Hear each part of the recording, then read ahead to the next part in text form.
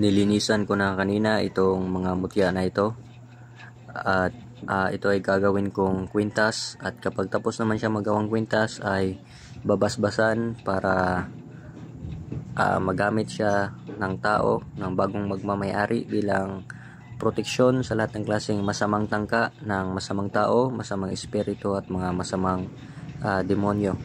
At nakakatulong rin ito magbigay proteksyon, pamigil putok sa mga bala ng baril sa panahon ng may maminsala, at proteksyon sa lahat ng klaseng patalim, at proteksyon sa lahat ng klaseng masamang mahika, at proteksyon sa lahat ng klaseng mga masamang espiritu na hindi nakikita ng ordinaryong mata ng tao. So isa rin ito sa kadalasan ginagamit ng mga antingero o mga iba pang mga magagamot. Ito ay mga fossilized o libon, mga naging bato.